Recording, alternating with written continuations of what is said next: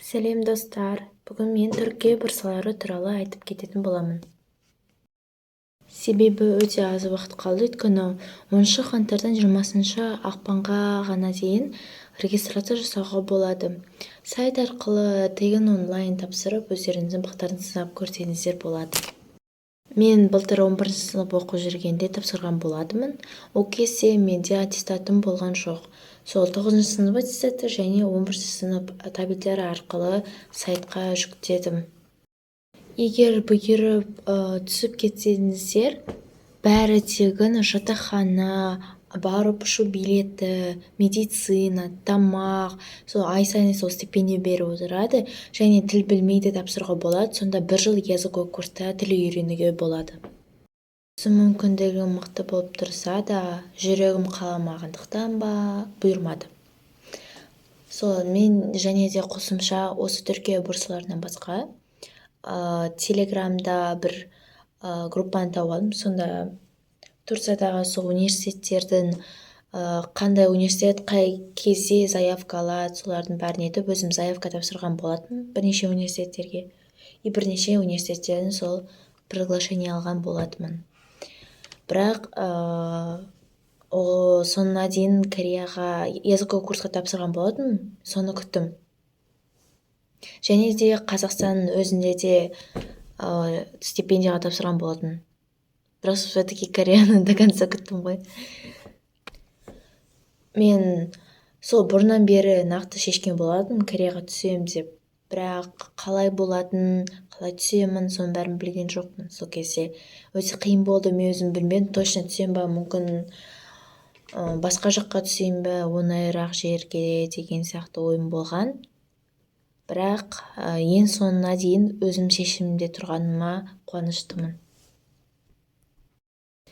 Мен негізі сол кезден бастап Кореяға түсем деген арманым болды. Бірақ қалай түсетінін білмедім, негізі қиын болады деп ойладым. Сол кезде ата-анам сол Түркия бұрсалары туралы айтты.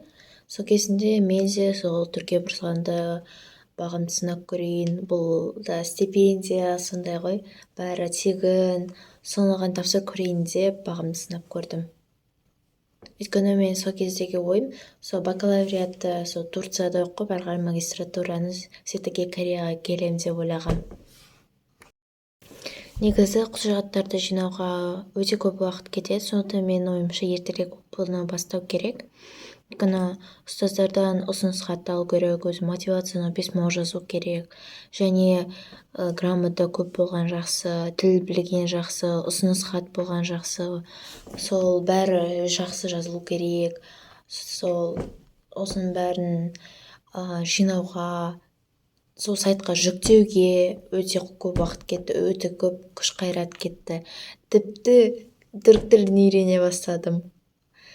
Бірақ шықпады.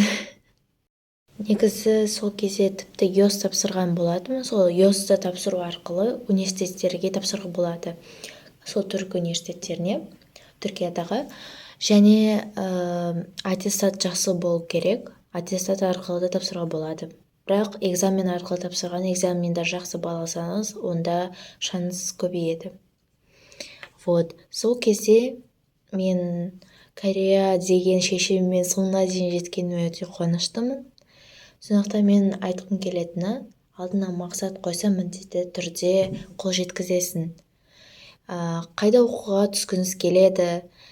Мен комментарийға жазып, маған тіркеліп кетсеңіздер, өте қуанышты боламын. Және де осы Түркия бұрсалары сайтын комментарийға қалдырып кетемін. Бәріне сәттілік.